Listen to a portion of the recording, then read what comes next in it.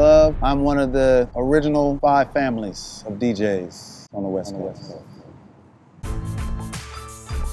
All my story started right here, this house. I was about 17 years old. I had just graduated from high school, and I decided I wasn't gonna play basketball because I wasn't good enough. And I wanted to do something in my life that I could be possibly the best at. So I took a walk down this street over here. It was a big old dirt road and a big empty field. And when I got right under there, I don't know where it came from. I said, I'm gonna be a DJ. Once I made the decision to be a DJ, I decided I wanted to be the best DJ. So I was working at Burger King. Now I'm 18. I'm working at Burger King down here, right down the street. So anyway, Tony Joseph, you might know him from Saturday Night Jam, 92.3, him and Michael Moore. Those are 2 legendary DJs. He was what I consider my teacher, my sensei. Wax on, right hand. Wax off, left hand. In 1983, there was nobody out here scratching records. I heard a record called Grandmaster Flash and the Wheels of Steel. I found the money to buy this record. I convinced my father to buy me some turntables with my student loan for Santa Monica College. I got the turntables, the mixer, to Grandmaster Flash and the Wheels of Steel. I didn't know what it was until I was kind of moving the record to cue it, and I was like, oh. When I hit a kick drum, I was like, so I found the record, I was like, that good times, that's good times. So I was like, oh, he's...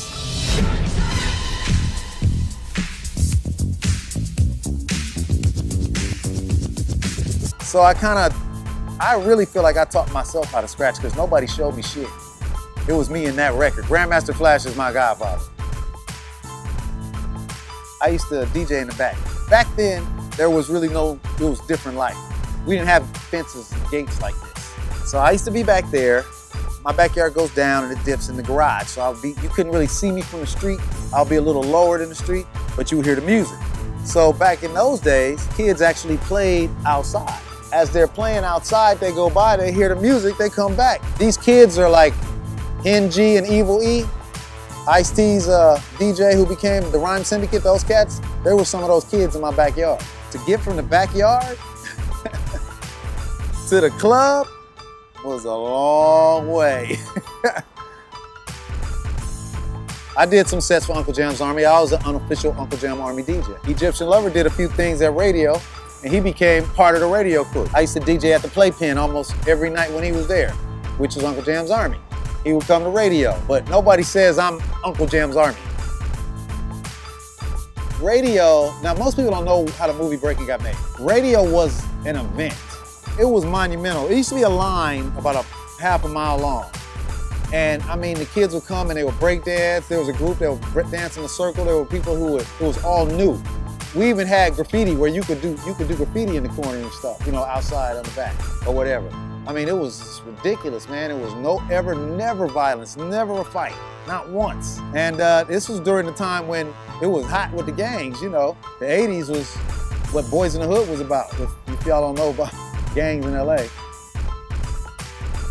The producers kind of were aside and they were talking about music. They came to me and they were asking me like, what kind of music do you play? And something happened, they were gonna ask me, I was gonna explain, and they got called away for a second. And my girlfriend at the time was like, yo, tell them you make music. And I had just got an 808 drum machine and I was just teaching myself how to program it. I had that, like, from the first check, from the first week of breaking, I bought my drum machine.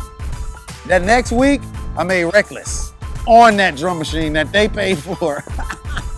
So I told them, you know, but I mean, you need music. I mean, I do music. Never did a track in my life.